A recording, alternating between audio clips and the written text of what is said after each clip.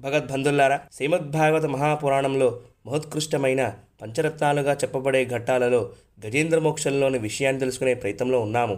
నేటి రోజున గజేంద్రుడు తన శక్తి తగ్గిందన్న విషయాన్ని తెలుసుకుని పరమాత్మని ఆశ్రయించాలన్న నిర్ణయం చేసుకున్నాడని తెలుసుకున్నాము. అందులో భాగంగా గజేంద్రుడు తన స్తుతిని ప్రారంభించాడు. ఈ గజేంద్ర స్తుతి చాలా మహిమాన్వితమైనది.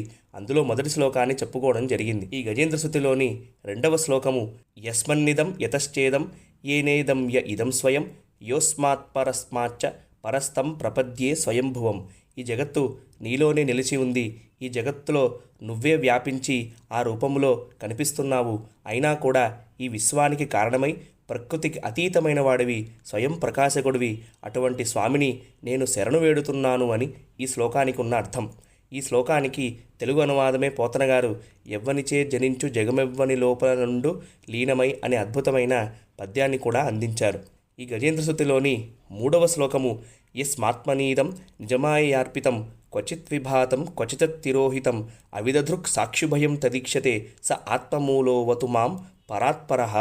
ఈ విశ్వము అంతా కూడా ఆ పరమాత్మ యొక్క మాయా ప్రభావంతో ఆయన యందే అధ్యస్థమై ఉంది. అది ఒకప్పుడు బయటికి కనిపిస్తుంది, ఇంకొకసారి అంతర్ధానము అంటే కనిపించకుండా ఉంటుంది. కానీ ఆ ప్రభువు దీనికి ఏకైక సాక్షిగా ఉండి దానికి ఆవిర్భావ అంతర్ధానములని గమనిస్తూ ఉంటాడు. సమస్త కార్యకారణములకి ఆయన అతీతుడు. అటువంటి పరమాత్మ నన్ను రక్షించుగాక అని ఈ శ్లోకానికి ఉన్న అర్థం.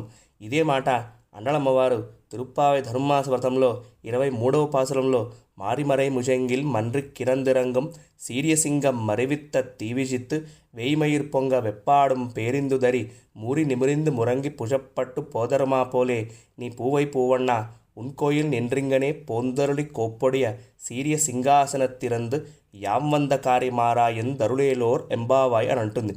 సృష్టి కార్యరూపం దాల్చిన సమయంలో పరమాత్మ ఆ సృష్టిని బయటికి తీసుకుని వస్తాడు. అదే సృష్టి కారణరూపం దాల్చాల్సిన సమయంలో ఈ సృష్టిని తాను వెనక్కి లాగేస్తాడు అని.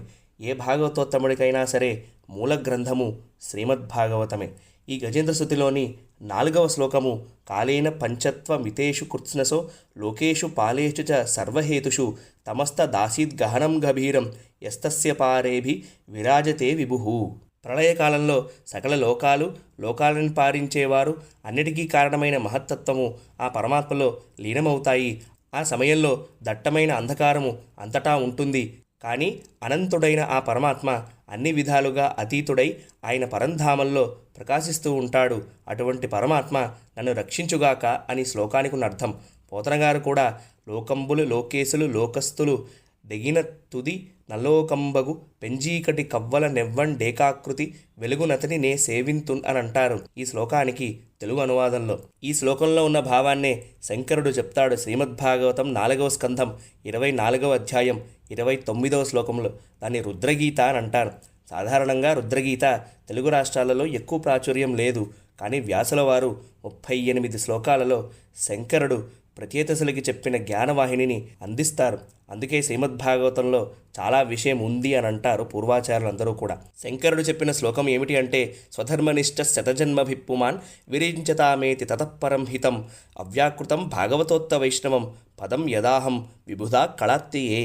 తన వర్ణాశ్రమ ధర్మాలను పాటించేవాడు 100 జన్మల తర్వాత బ్రహ్మపదవి పొందుతాడయ్యా. అంతకంటే ఎక్కువ పుణ్యాన్ని సంపాదించుకుంటే నన్ను పొందుతారు. కానీ అనన్యభక్తుడై వాసుదేవుణ్ణే ఆశ్రయిస్తే ఆయన్నే నేరుగా పొందుతారు. నేను ఇతర దేవతలు మా అధికార పదవిలో ఉండటం వలన మా పదవీ కాలము ముగిసిన తర్వాత మేమందరము కూడా ఆ పరమపురుషుడైన వాసుదేవుణ్ణే చేరుకుంటాము అని ఈ శ్లోకానికి ఉన్న అర్థం. ఈ గజేంద్ర స్తుతిలోని మిగిలిన శ్లోకాలని వాటి అర్థాలని రేపటి రోజున తెలుసుకోవడానికి ప్రయత్నం చేద్దాం. అంతవరకు హరే కృష్ణ, జయ శ్రీమన్నారాయణ.